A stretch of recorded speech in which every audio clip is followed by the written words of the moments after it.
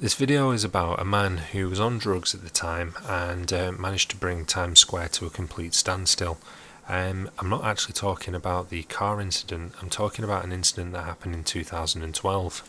This here is a coloured man who was allegedly on marijuana at the time, and he managed to, like I say, bring Times Square to a standstill because he was brandishing a knife and being pursued slowly on foot by police. Now, the reason why I bring this up is because I believe this event to actually be true in comparison to the car event that we're covering at the moment. The reason is that when we've been going through these events, I've been trying to pick out specific areas that have common themes to previous events that we've covered, so that you can get across that no matter what event happens at the time, the same things keep cropping up again and again. Now, I know that we've been given CCTV footage, which is a first for this particular car event, but still the same red flags keep popping up. So let's look at this particular event in comparison and you'll see what I mean. So as you know, with my videos, whenever I start covering an event, I usually look at Wikipedia only to get a basic outline as to what is supposed to have happened. But this one doesn't have one. Now, that doesn't automatically assume that if it doesn't have a Wikipedia page, it must be real, but it's just one of many things that doesn't seem to appear in this in comparison to any other event that we've covered so far, including the car incident that we're talking about at the moment. And also in comparison, there doesn't seem to be much media attention to this. I mean, at the end of the day, this is a similar sort of thing where a guy has gone to an iconic place in the world which many people have heard of, and he's brought the place to a standstill and caused a lot of chaos in the meantime. Given that the police ended up shooting this guy, it's the reason why I believe this to be a real event, because ultimately when they've killed somebody, they don't want it in the news for too long, and they certainly don't want it to drag on. So as you can see here, if you Google this, you'll find only a handful of articles, and they're only really relevant to the New York area. Now I'm going to show you 3 different pieces of footage. They've come from 3 different people from 3 different areas, and what I want you to do is look in the background, look around what's going on other than just what's going on between the police and this fella, because it just seems to be so natural in comparison to the car event. I mean, you've all seen the footages, there's various different news clips and things like that, but with this just looks real because everybody's just taken in by what's going on, and the police are reacting in sort of a normal way to it.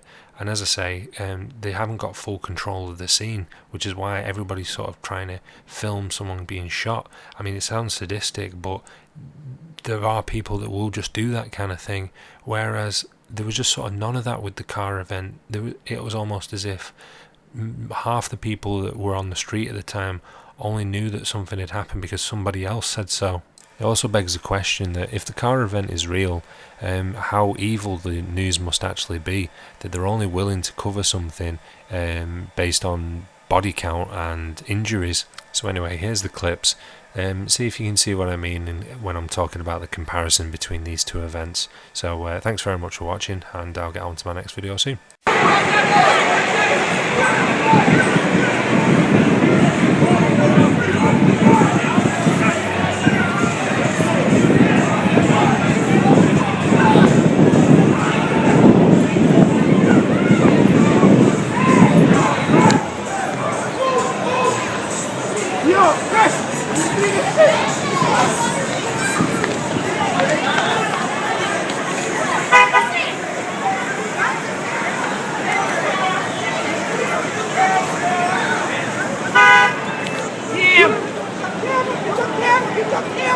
Keep your camera on the motherfuckers!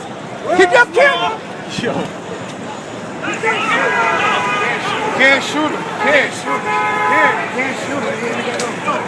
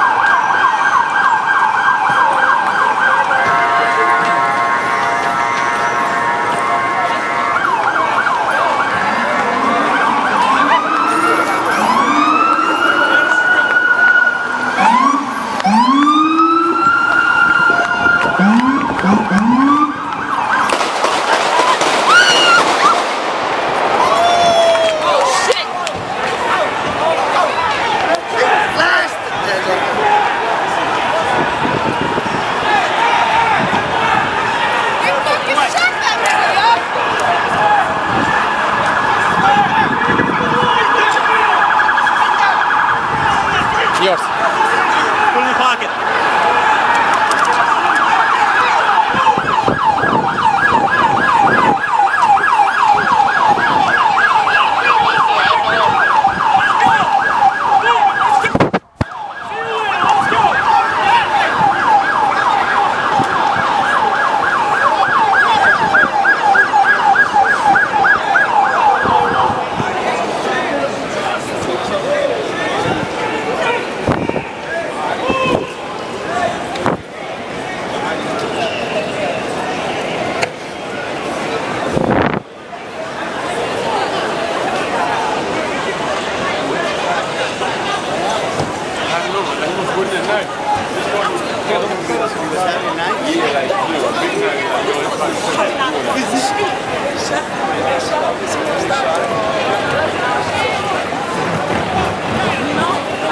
Everybody with their fucking phone up in their hands, coming out the line.